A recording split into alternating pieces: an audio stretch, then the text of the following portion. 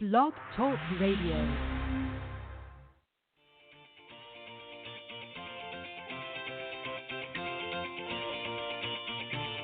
Good morning, everyone. Welcome to the Women of Golf Show. I'm Ted Odorico, and joining me is LPGA professional Cindy Miller, and we are your hosts. We're broadcasting live every Tuesday morning from 9 to 10 a.m. Eastern here on the blogtalkradio.com network, bringing you some of the best golfers, teacher professionals, and entrepreneurs helping to elevate women's golf.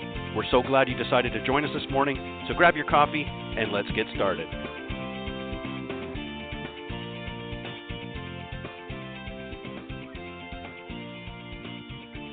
All right, good morning, and thank you, everybody, for joining us here this morning on the Women of Golf Show. We're very excited to have you join us. I'm Ted Odorico, and right alongside, of course, each and every week is LPGA professional and Legends Tour player Cindy Miller, and we are your hosts of the Women of Golf. Good morning, everybody, and good morning, Cindy. Good morning, Ted. How are you? I'm doing very, very well. I'm very, very excited this morning. We've got a couple of great guests. Hopefully everything will hold pat. Joining us first in a little bit, as soon as she's available, will be another, in fact, a second-time winner here on the Symetra Tour, Jillian Hollis. She was with us back in, I believe, April 2nd. If I remember correctly, she won the IOA Championship a little bit earlier on in the season, and then she won the Forsyth Classic just this past weekend on the Symetra Tour. So that's 2 wins for this season, and I think that's her second professional win as well. So she's, I'm sure, very excited. She's going to be joining us.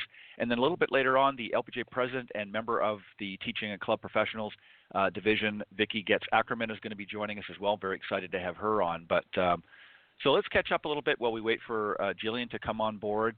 So what's been cooking for Cindy Miller this past weekend and few days since we talked last?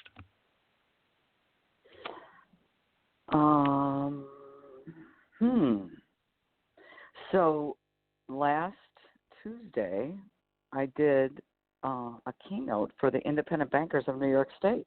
I had to think, where have I been and what have I been doing? And all the presidents of all the independent banks of New York State were at Turning Stone Resort. And I was there doing an event, having a ball, and we played in a golf tournament. We won. And then we came back to Buffalo, and we fixed golf swings and golf games all week. What about? Perfect. Oh, and my daughter had a baby. How about that? Oh, that's a big deal. Oh, well, yeah. I hate to. Yeah, you don't want to miss that. Congratulations to the Miller family, and that's you can't gloss over that last one. Last Wednesday, she texted. I'm on a girl, Kennedy Kristen. Girl. Yeah, a girl, Wow. and so I'm flying down there Thursday to help her. They both work at the Golf Channel. And gratefully, Kelly gets a long time off because NBC Universal is a great place to work. But Ben had to go back to work, so I'm going to go help her because they have a 3-year-old, Kingsley, and now they have Kennedy, and Kelly's going to be spinning plates. So Mommy's going to go help her and meet the new baby and spoil everybody rotten. How about that? Right. That sounds perfect. Well, I see Jillian's ready. Congratulations to the Miller family. Another beautiful addition, and lots of good memories to be had, I'm sure, as time goes on. All right. Our very special guest to start things off, as I mentioned, Cindy, is Jillian Hollis. She was the winner of this past weekend's Forsyth Classic on the Symetra Tour. She's 22 and from Rocky River, Ohio. She made her professional debut at the 2018 U.S. Women's Open. Spent 3 years at the University of Georgia and was a 3-time All-American, 2-time All-SEC second-team selection before becoming named to the first team in 2018. She also competed in the 2014 Canadian Pacific Women's Open, as well as the 2016 and 18 Marathon Classic on the LPGA Tour. Made the cut in 8 of 12 starts in her rookie campaign on the Symetra Tour last season, but lost in a sudden death playoff in her Symetra Tour debut at the 2018 Forsyth Classic. So she obviously a little bit of payback, if you will, to that particular tournament because she won this year. She stepped into the winner's circle, of course, first time in her professional career at the 2019 IOA Championship a little bit earlier on this season. So, Cindy, let's welcome our first guest this morning, Jillian Hollis. Good morning. Hi, good morning. Miss Cindy, congratulations on your grandchild. I was listening in. It's so exciting. Yes, it is so exciting. Thank you, and congratulations to you on number 2. We want you to be on every week. Thank you very much. Yes, this is very exciting. I'm, like I said, or like Ted said, I'm very happy that I was able to get the win this year after a 4-hole playoff last year. Yeah, that's gotta sting a little. Yeah, that's the word I was looking for. Was redemption. Yeah. Yeah, it's got to sting a little bit when you get into the playoff. You play really well, and then unfortunately you didn't end up being the ultimate winner of that. But you came back with a vengeance this year and made sure that it happened. So Cindy, I'm just going to start things off with that. We'll talk a little bit about the tournament and that. But so this makes, as I said, win number 2 for you this season. IOA Championship being the first, and Forsyth Classic being the most recent. How does that feel now, knowing that you not won once, but actually twice? The first win, you kind of, okay, great. That sort of, feels like, okay, I know I can do it. But win number 2 gives you a whole. Super exciting. Yeah. That's what I was going to say. That's what I was getting at. My very long, dragged out question was, does that give you a little bit more momentum and reinforce, what it is that you need to do to close the deal out there? Oh, definitely. And I mean, winning is always great for confidence and just to know that everything's paying off. And I really, go into every week just trying to get a little bit better, and just trying to, improve some aspects of my game. There are still some things last week that I could improve on as well. And I'm just going to take those and kind of move forward with that same mindset. Yeah, I couldn't agree more. I think that's a great way to phrase it, if you will. And again, you hate to take away from any wins, but the first win, I think it's just something that, okay, great. It lets you know that you've got the ability to do it, and it's obviously very special to have that first win. But I think once you win again, that reinforced that statement a little bit further and gives you a little bit more momentum for the season. And also, just to let the folks know, you actually now catapult into the number 1 position on the Volvo race for the card, of course, for the LPGA. So that obviously gives you some extra excitement. Something I want to talk, we're going to talk a little bit about some of the things that you do to prepare for tournaments, and maybe a little bit about your fitness routine if you have one and that sort of thing. But Cindy, I'm going to let you go ahead. You may have some other questions you want to ask her.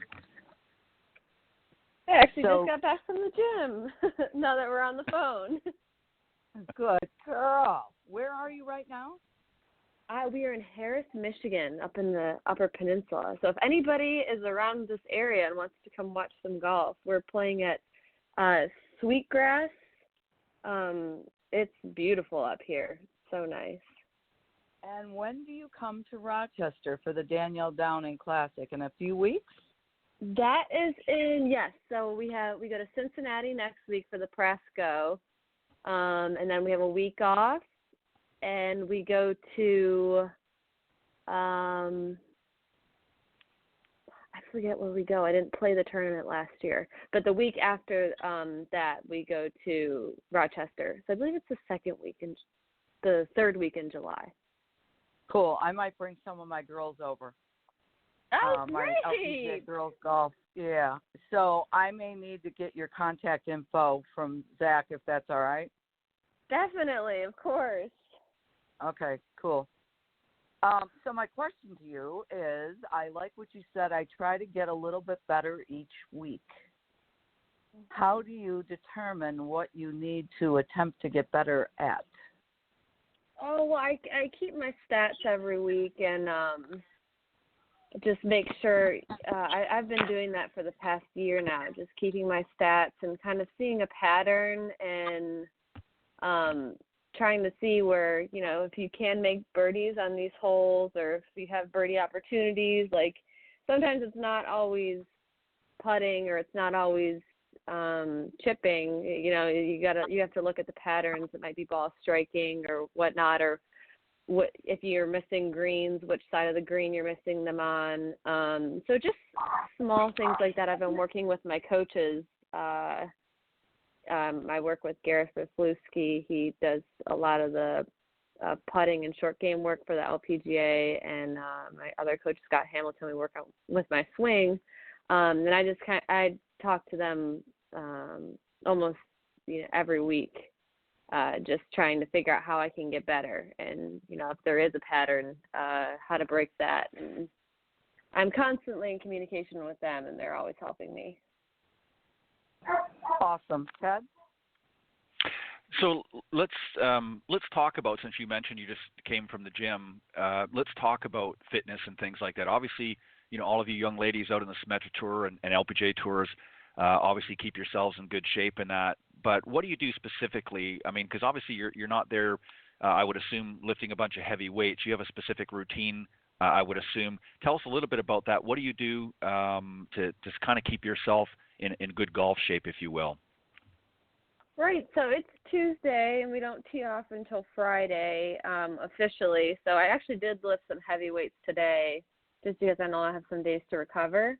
So it's just kind of being smart in that sense, not going into the gym and saying, okay, I haven't been to the gym in 3 weeks, so I need to lift a lot of really heavy weights right now. And I think that's where people get in trouble, is they see these golfers lifting heavier weights than they're used to, but really they've been training for weeks and months and have built up to those weights. So I think being smart and finding somebody that can help you with your fitness plan. We're lucky enough to have a trainer that travels with us on our tour. So I bounce a lot of ideas back and forth with him because he coaches a lot of people, even outside of our tour, just with fitness and everything.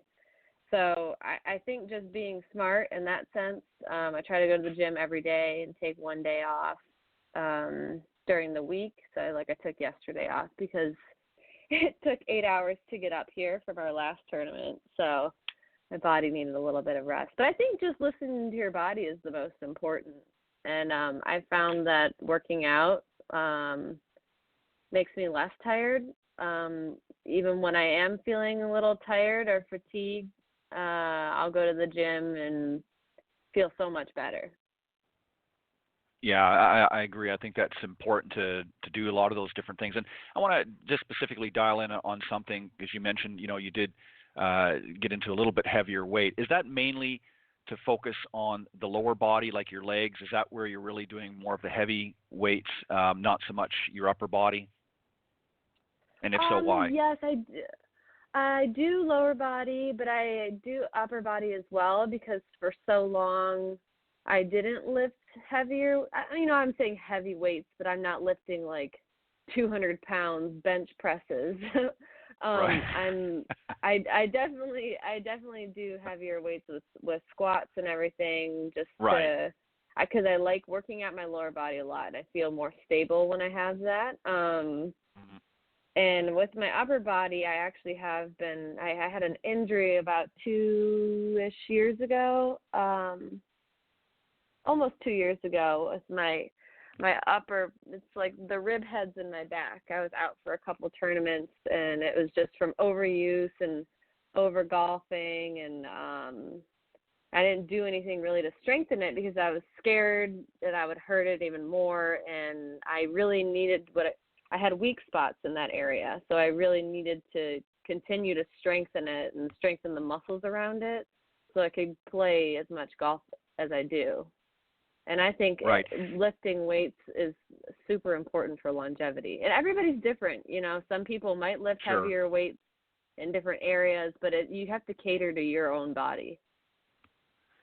Well, and you mentioned too that there's somebody that travels around on the tour that you can go to and bounce some ideas off.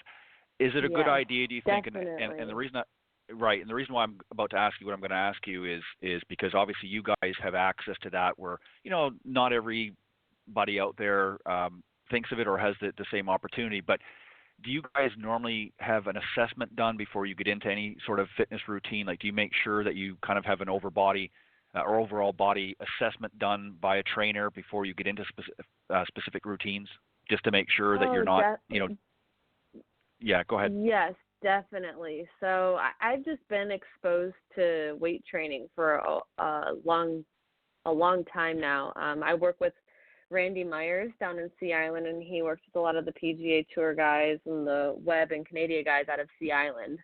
So I talked to him quite a bit. I actually talked to him yesterday as well. So I've talked to him for 10 years now, I want to say.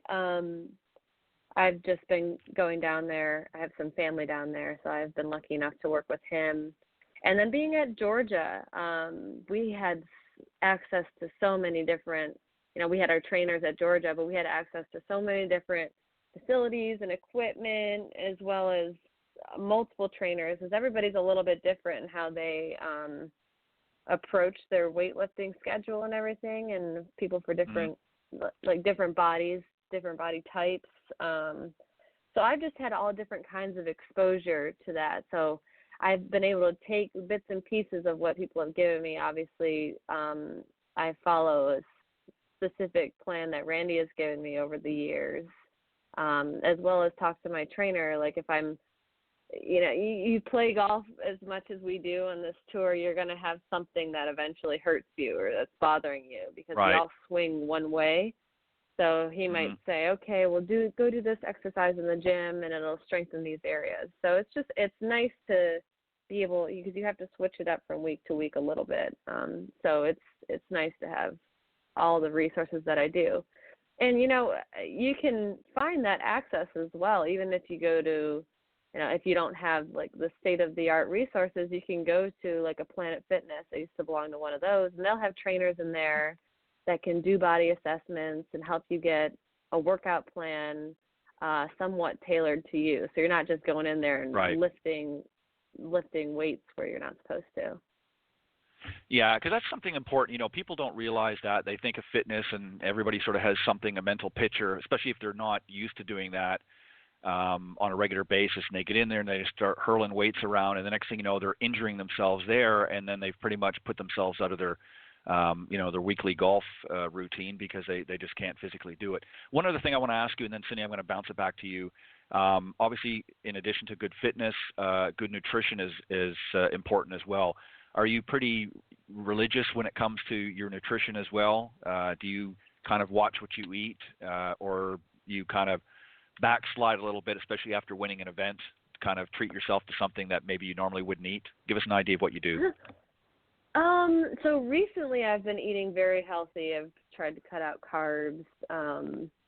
Not all carbs, like fruits are still okay, and complex carbs are good, but more things like starchy things I try to cut out just because it makes me tired and I have less energy, I feel. But definitely after you win a tournament, I mean, you can't just, a lot of people can't even eat gluten or anything, so that's just a lifestyle for them. I actually have a severe peanut allergy, so it keeps me from eating a lot of unhealthy things, like I can't go to any ice cream shops or anything. So I'm pretty used to eating an organic diet just because I can't eat a lot of things that are packaged. So yes, I definitely during the week I'd try to eat very healthy, and then I'll give myself one day where you can eat something. You don't want to be super mean to yourself. But getting in a routine is the most important. I've learned that like when you go on the fad diets or the extreme workout plans, like, okay, I'm going to go do an hour of cardio every day and lift all these weights and not eat any dairy or any meat or any carbs. So, like, that's just silly because it won't last because you'll just be miserable all the time. So I've slowly worked my way into that and just kind of stuck to it. It was hard the first couple weeks, but just kind of sticking to it and making a plan for yourself and, being honest with yourself, what you can do and what you don't think you can do at that time. And being nice to yourself, Don't starve yourself for sure. I definitely eat a lot. Well said. Well, you know what? But you burn it off because you're active all the time. So you're still quite young yet, so you can afford to do that a little once in a while. But great advice, because I think it's important for the listeners to understand that you guys do. It's not just they look at the excitement of traveling on tour and they think, oh yeah, they probably eat the best restaurants, they do all this, they do all that, but you've got to really watch what you do and how you take care of yourself to be able to play at your best, to be able to win these tournaments. So very interesting discussion. Cindy, go ahead. So today's Tuesday, and you don't play until Friday. Can you give us an idea of your schedule for the week of what you would do to practice? Like I know you said yesterday you had an 8-hour drive. Right. So what will you do so today? I took yesterday off. I'll probably go do some short game today. I'm just trying to figure out what the weather is doing right now because it was supposed to storm all morning and now it's sunny. So things change and you have to adjust. But yeah, I'll probably go do short game today. I'll go see my trainer and might get a look at the golf course. But I'm playing in a pro-am on Thursday. So I'll play 18 that day, and I'll probably play 9 or so tomorrow, as well as practicing in between all those times. So you won't play today? I may, if weather permits and everything. But if I do go out on the golf course, I probably won't swing any clubs. I'll probably just go putt around or take some notes. Just because I'm on week 2 of our 4-week stretch, or week 3 of our 4-week stretch. I actually been an 8-week stretch, but I took a week off in between because my body can't go 8 weeks in a row. So just trying to rest and like listen to my body when it is tired. I think that's the most important thing. And yeah, I probably won't swing any clubs today.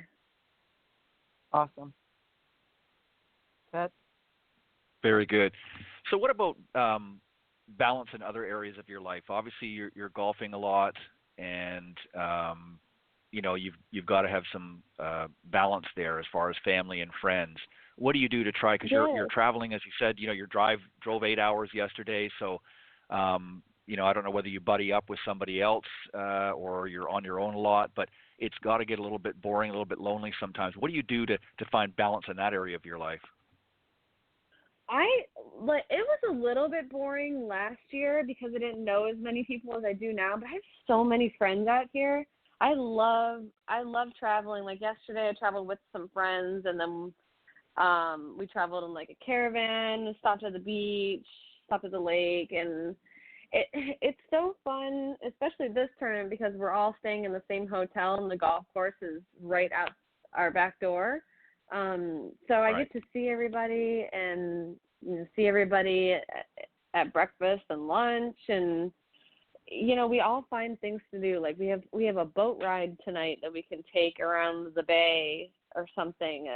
I have to go sign up for, I heard, because it fills up really fast. But like we have that tonight, and we have another pro-am party tomorrow night, and then we have like an event Thursday night. So it's so fun because you meet all these girls and they're all trying to do the same thing you're doing, and it's really cool because everybody has the same goals and drive, and you kind of find your group. And I've been lucky enough to find some really nice friends out here and to travel with, so I'm not lonely. And then I go home for my off weeks and get to see my family, so it's super nice. Like I have the best of both worlds. Yeah, and I think it's good, particularly for those of you that live here in the United States, but I'm sure it's difficult for some of the ones that are traveling that come over from overseas, or they don't maybe have family and that. So I'm sure it's difficult for some of the girls.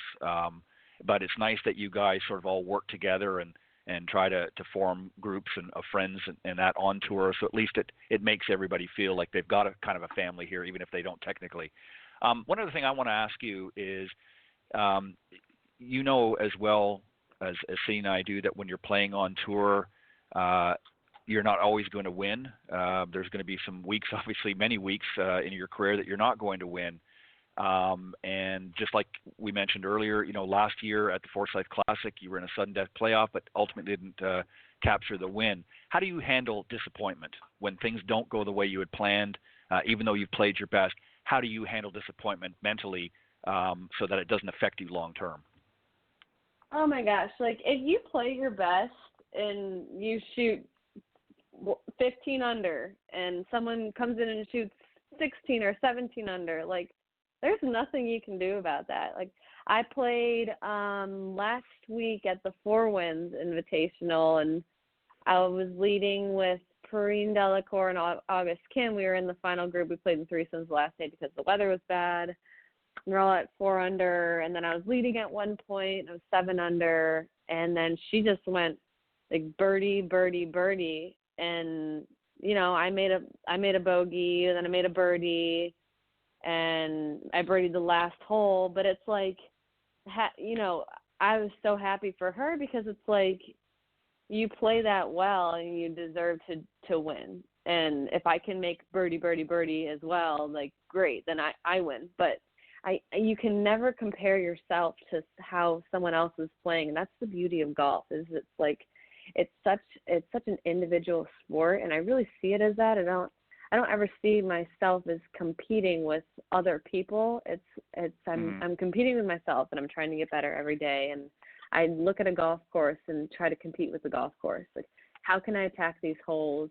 How can I do better on these holes than I did last year and in my practice rounds? Like, where should I put the ball? So, someone hits a driver like over the lake, and I don't know if I can carry the lake. Like, I'm gonna take a 3-wood and just know I can hit it here and still have 130 in. So it's small things like that, and just kind of having that mentality. I think I'm never disappointed if I play my best.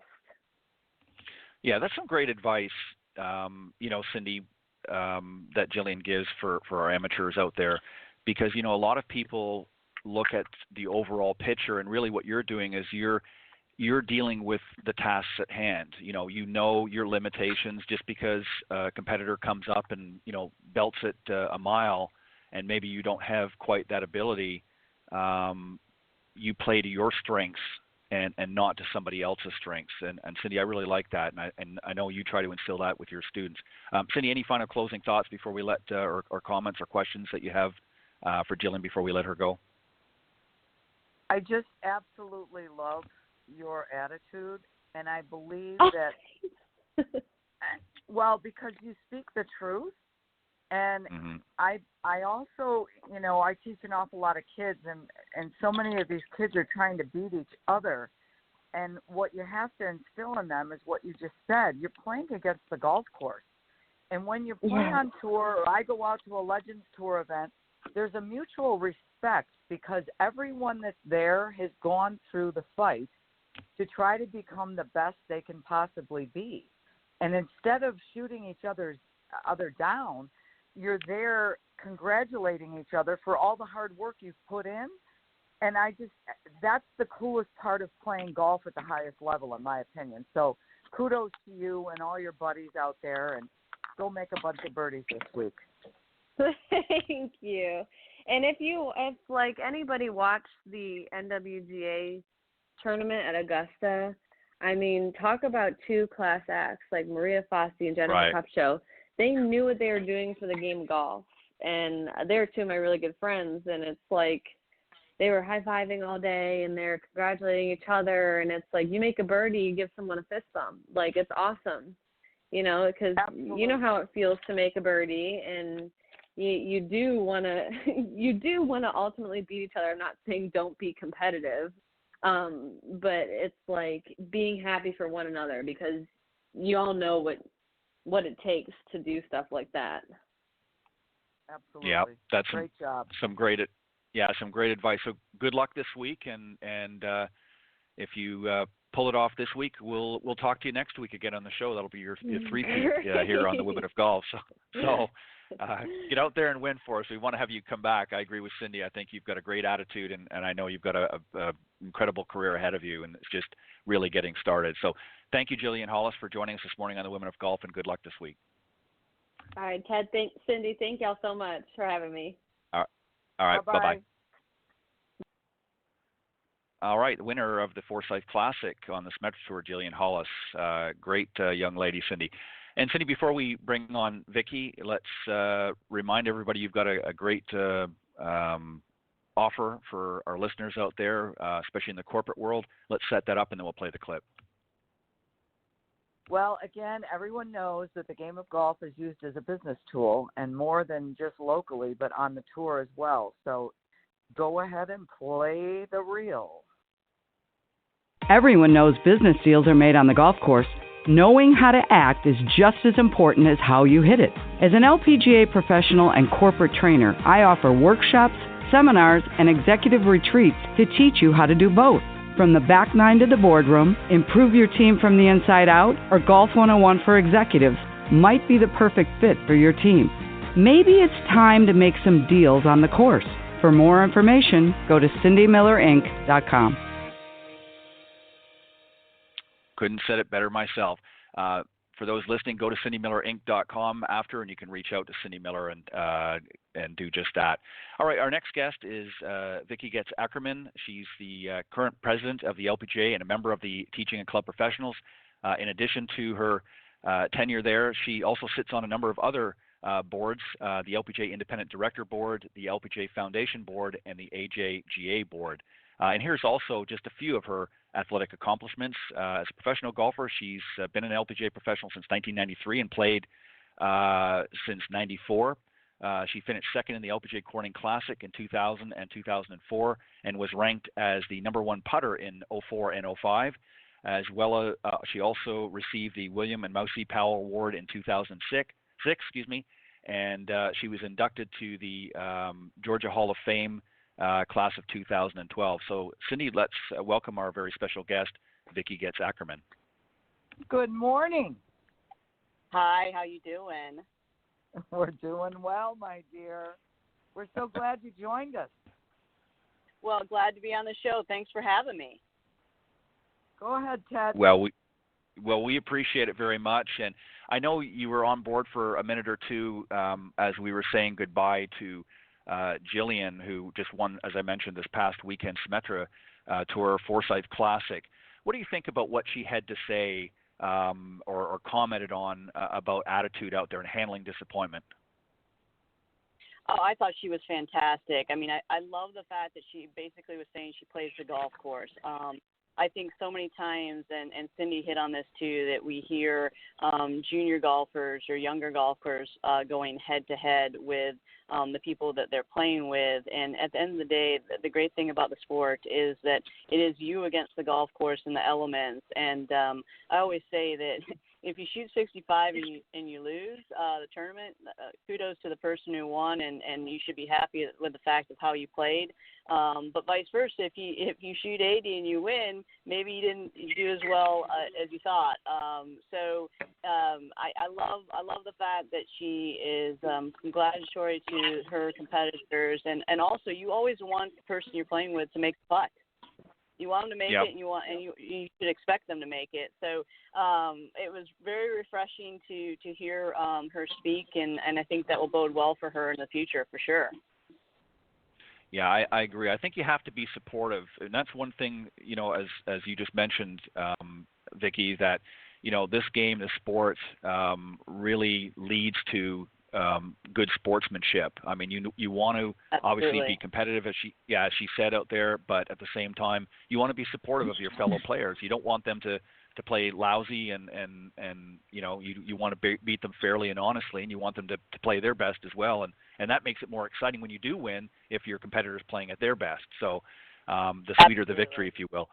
Yeah, so let me ask you something, and then, Cindy, I'll throw it over to you. Tell us a little bit about some of your roles as the LPGA president. What are some of the things that you do in that position? Well, it's kind of evolving. Every year it kind of changes a little bit with what the initiatives are for the organization. But basically, I represent the player body and their views and thoughts, and help give that direction to our leadership, Mike Wan and his team, and also to help bridge the gap of communication with the players, our tournaments, and our sponsors. I mean, it's basically all of us working together to produce a great product. So it's a great system that we have going on. We have our player director board that I'm a part of that works with the independent board. And it's been fantastic to be a part of the organization after I played on it for 16 years and be able to represent the players for the future generations. Very interesting. What's been some of the most difficult challenges in that position? What are some of the things? You said it's always evolving and always changing. Is that one of the difficult challenges is sort of keeping up with the changes, or are there some other things that can sometimes be a little bit difficult?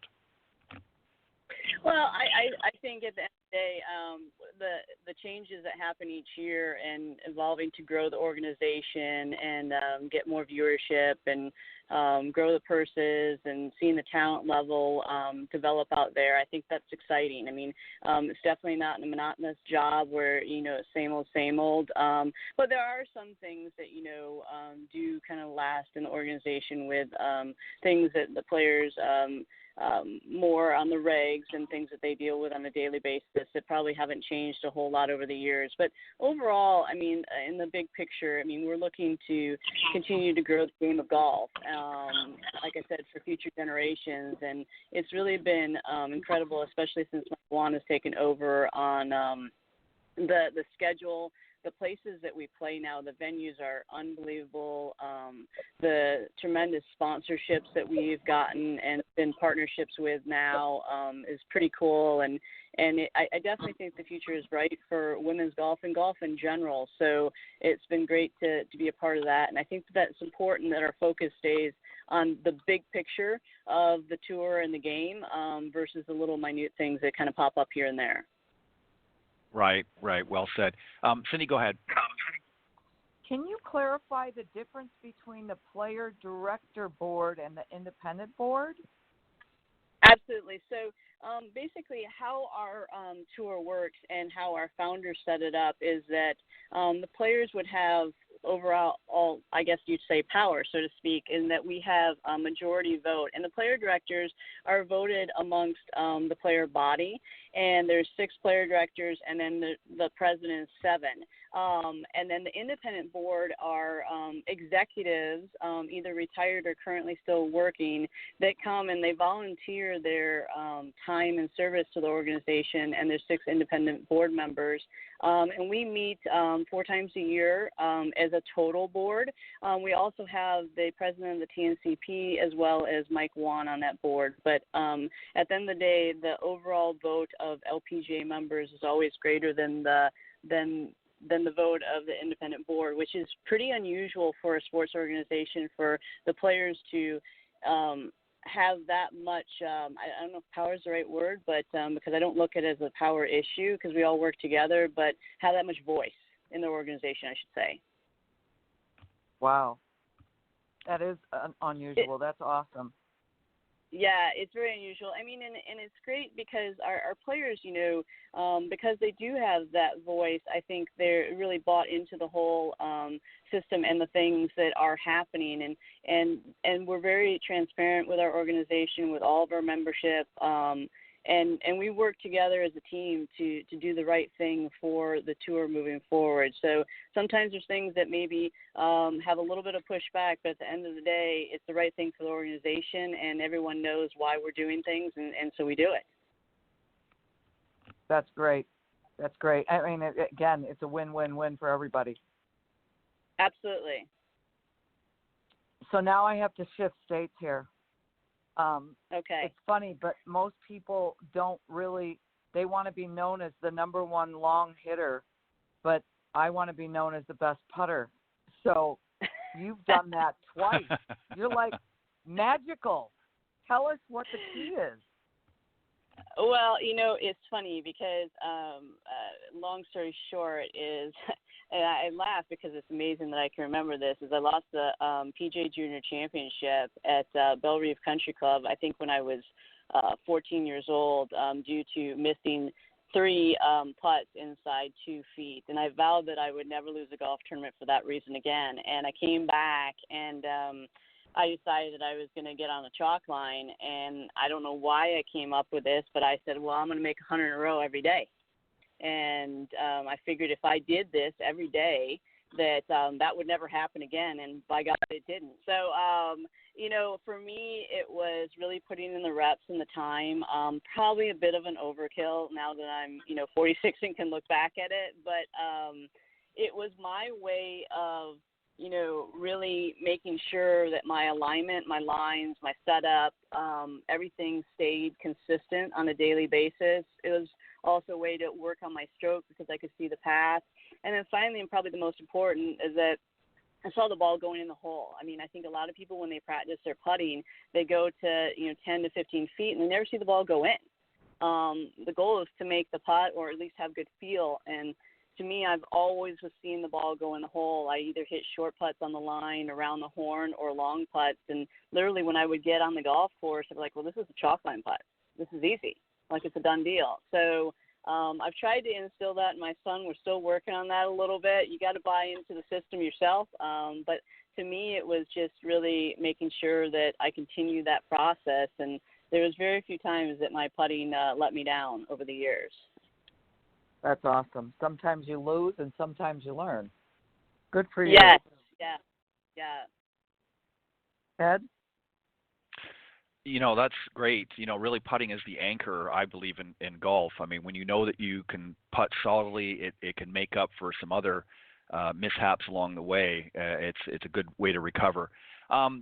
Vicki, let me ask you something while we're talking about playing, and obviously we're going to talk a little bit about teaching as well. But there's obviously a lot of people getting into, especially young girls getting into golf now. They see some of these LPGA and Symetra Tour stars out there, and they kind of think, well, I'd like to do that, or I'm interested in doing that. What are some of the initiatives that are going on right now to not only get them in as players, but also maybe getting them into the teaching side of golf as well? What are some of the initiatives that the LPGA is doing to try and spur more growth in that area, in the teaching side? Well, to start off with just getting girls into the game, we have our girls golf program, and that's been very successful and increasing the numbers of young girls playing golf and giving them an area that's a safe area that they can have fun and be themselves of. We've also developed academies, which bring in golf and also gives them the empowerment of, adolescents struggle a little bit with being confident and secure with themselves. So we've developed these academies, and we're working on, what is the next step once you get these kids, you have them in girls golf and you have them in the academy, but then once they get off to college, how can we keep them involved in the game? We have now also the Women's Amateur Association, which we're hoping to get some young women and all women for that matter to continue in the game and have that outlet of getting into clinics or participating within your local community in some events.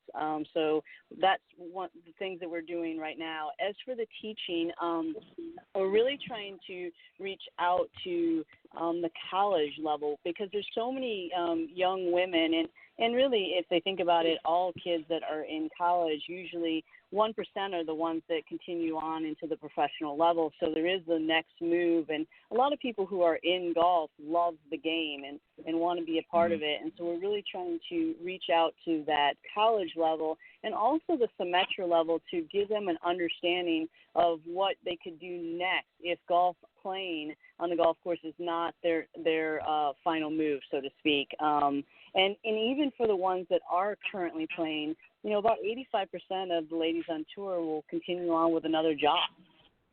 So the natural progression, for a lot of them is to get into teaching and to continue to be a part of the game and give that knowledge that they have learned through the process of taking numerous lessons themselves and being in competitive golf to the next generation. So we're diving in there. I think that we do have a lot of work on continuing to grow that awareness for the TNCP, but it's definitely something that is on our plate and we are working on as an organization. Yeah, well said. Something else I want to ask you as well, and then Cindy, I'll pass it on back to you. I think obviously what's important too is to see women in positions of power in the golf industry, and one that's obviously happened here this last year is the position of the president of the PGA of America, Susie Whaley. That obviously sent a very strong message within the community that, women can, with obviously some hard work and dedication, can strive to reach some of the biggest positions in the golf industry. How important do you think that says to young women that look up and say, maybe one day I can be the president of, whether it be the PGA of America or even the LPGA. How important of a message do you think does that resonate with young women? I think it's huge. I mean, I think that the truly young generations completely they're thinking that there's no barriers, which is fantastic, and they're thinking that because there's so many barriers that have been knocked down by the women before them, which right. I think is important. I mean, because I have a son, but growing up, my parents both basically gave me, empowered me to do whatever I wanted to do. And I never felt like because of my gender that was going to hold me back. That's what we want. And I think, Susie in her position and other women in all things besides even golf have been very empowering. And I teach a lot of juniors that are girls. And it's interesting, because with Augusta National and the women's amateur that was there, that was incredible for them, and to think that they can play Augusta National at some point in their life, and maybe even more tournaments than just that, I think is really important to the game and to young girls. Right. Well, I agree as well. Cindy, go ahead.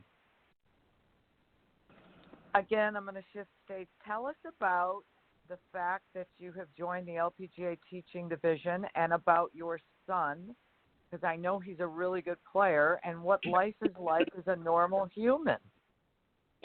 Well, you know what? It's interesting, and I kind of chuckle at myself with the whole teaching division. Is that I was the person that basically I started teaching because I was asked out of nowhere. I knew I was transitioning out of playing.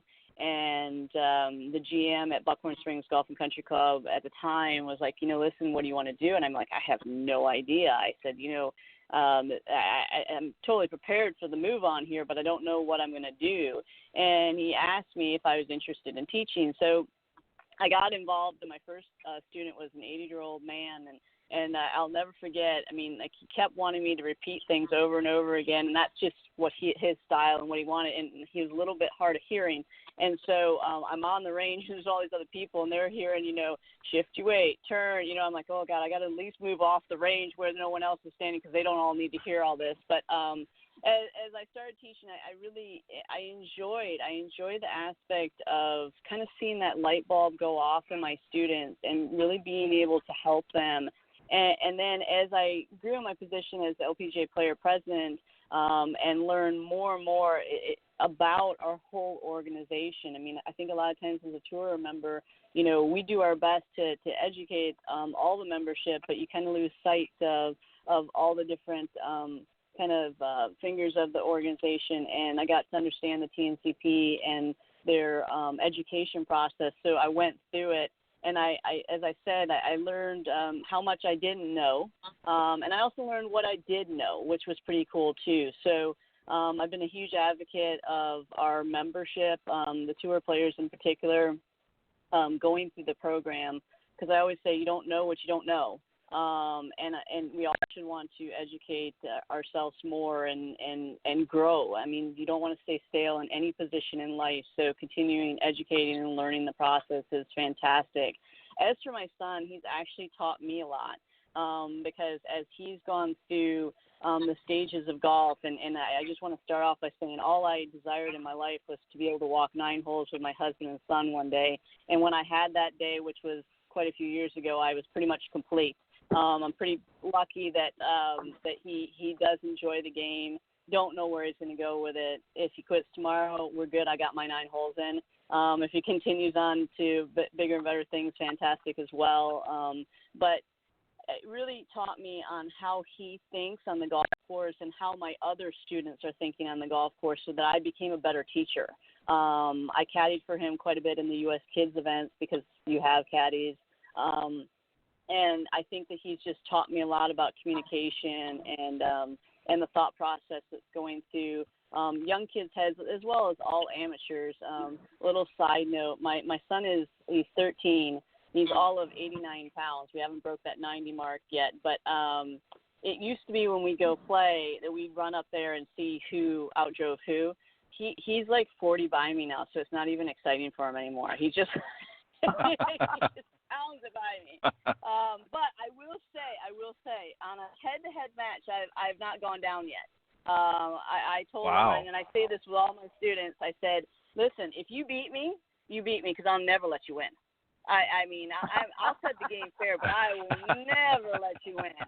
And now I will say that there's a couple times that had we been keeping score or whatever, he would have got me. But if we're having a match, I mean, I'm holding strong right now. That day is going to come, but it hasn't come yet. So it's good fun in our family when we go play golf. Awesome. That's fantastic. Let me ask you, speaking of playing, Vicki, you know, you've had the pleasure of playing with some of the best players in the world on the LPGA. Who was some of the toughest? Just maybe name one or two of the toughest competitors that you played against that you thought, wow, these women got some teeth out here. Oh my gosh, well there's so many, but my two coolest experiences, and they're kind of night and day in how they are. But I was tied for the lead at Waikiki Country Club with Dottie Pepper, and I tell you what, I mean, like I hadn't been in that position, I think ever on tour at that point, and I was young, one of my first few years, and you know she's just tough, okay, she's just a tough competitor. And, you know, at first she wasn't saying good shot, none of that. And I was like, you know, she is not going to ruin my day. I'm going to have a great time. Well, it ends up that by the 8th hole, I think I broke her, and she finally laughed at something I did out there. And we're really good friends, and I totally respect her as a player, person, competitor, all the above. But it was just amazing how tough she was and how focused. And I believe she won. I know I didn't. I know. But I believe she won the event, and it was pretty cool to just see how she worked her way around the golf course. And the other time that I remember is I had the pleasure of playing with Laura Davies at the British Open, and this is when Laura was totally in her prime, and she, you know, to see the crowds and the respect that she had, especially in that arena, was probably one of the coolest things I've ever experienced. I mean, I felt like I was really, really blessed to, at some point in my life, to have been put in that situation, playing alongside her, and I'll never forget that day. Yeah, it's something, you know, I'm laughing to myself because for some reason, I don't know why, but I knew you were going to say Dottie Pepper. Because I agree with you. I've watched you over the years, and I've watched Dottie play, and plus many others, of course. And Dottie was a fierce competitor. I mean, you could just see it in her expression. But obviously a class player as well. And Laura Davies, I could see that as well. I mean, she was a powerhouse when she was in her prime on tour. I mean, she was one of the first people I remember that was knocking them out 300 yards. So, you know, she just had an incredible power in the game, but I could see where those would be some of your choices.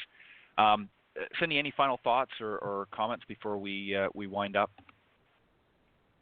No, I just want to thank you for everything you do for the LPGA, and I've had the pleasure of sitting in numerous executive committee meetings with you, and I really enjoy your attitude, when you just have great demeanor about you, and I just love hanging out with you. So thank you so much.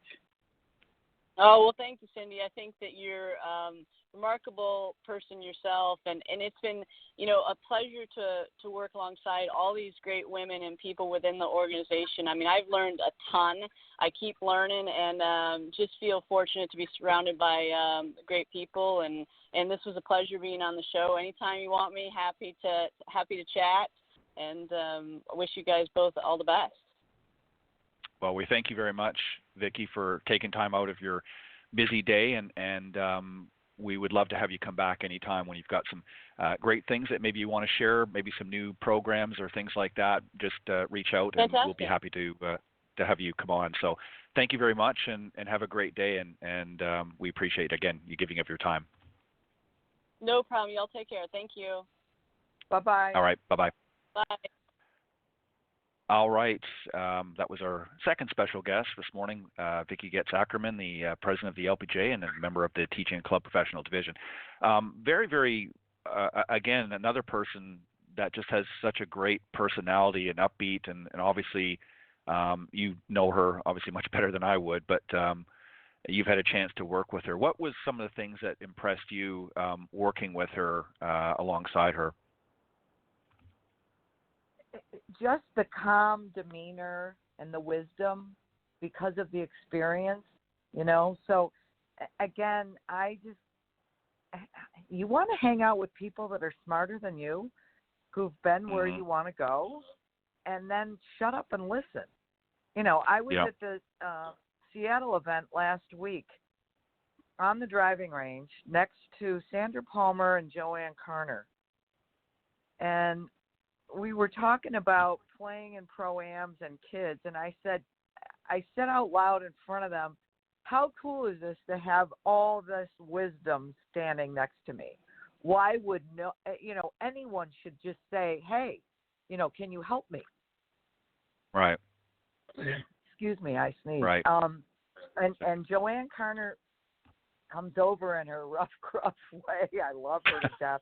She goes, yeah, it's great. I'm playing in a pro-am with this guy who's the worst player in the group, and we get on the green, and this guy's trying to read the putt. How stupid is that? So it's just the wisdom. It's priceless. So I see Vicki that way because I think she's calm, she's cool, she's collected. She doesn't overreact. She just sits in, takes it all in, and then gives a response. And it's just, she's filled with wisdom. So I appreciate hanging out with her. Wow, we got to get Joanne on the show. That would be a hoot. Oh my God. Somehow we got to figure that out, Cindy. We got to get her on. Let me ask you. We just got a minute or two, and then we'll close out here. But I want to ask you the same question I just asked her. Is you've had the pleasure of playing out on the LPGA and obviously now the Legends Tour and that. Who were maybe one or two of the players that you really saw? I mean, obviously there's a lot of great competitors out there, but was there specific ones in your mind and your experience that you said, wow, these girls again really have some teeth? Have some teeth? Yeah. Meaning, in other words, they're really tough out in the golf course. You really saw that they're highly competitive. And was there anyone that stuck out to mind that you can think of? Well, again, I played an awful lot with Joanne. I lived in her Airstream trailer when I worked at Palm Beach National. And she just, you know what it is? It's the confidence. What I'm learning, and again, it's never too late to learn, and listening to all the young girls that we have on the show every week, they're learning the right things from the right people. This is not about beating each other. This is about becoming the best you that you can be.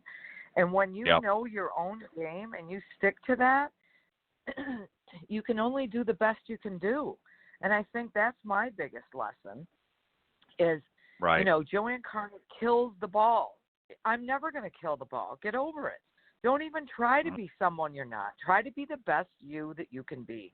And that's what I would say, to the listeners and the lesson that I've learned along the way. Same thing with my husband. My husband played on the tour for 15 years. He played in the Masters 5 times. He's the second purest ball striker Dave Pell's ever tested. But he doesn't hit it far. He plots along. He's like Ernie Els, Jason Duffner. He just blah, blah, blah, and just hits it dead straight. He's not trying to be Tiger Woods. Don't try to be somebody you're not. Yeah, that's a great point. And just as, Vicki, when you look at her stats, she was number one putter. I mean, she wasn't bombing it, a mile, but she had a solid putting game, and obviously it showed in her career. Very great, very interesting discussions this morning. I really enjoyed having both of these women on the show, and obviously every week we have some great guests, but this week particularly was interesting. Jillian had some great things to say, as well as Vicki. On that note, we're going to wrap up here. We appreciate everybody joining us this morning on the Women of Golf show. And on behalf of Cindy Miller and I'm Ted Odorico. Thank you for joining us, and we'll see you next week here on the Women of Golf. Thank you, Cindy. Thanks, Ted. Bye-bye.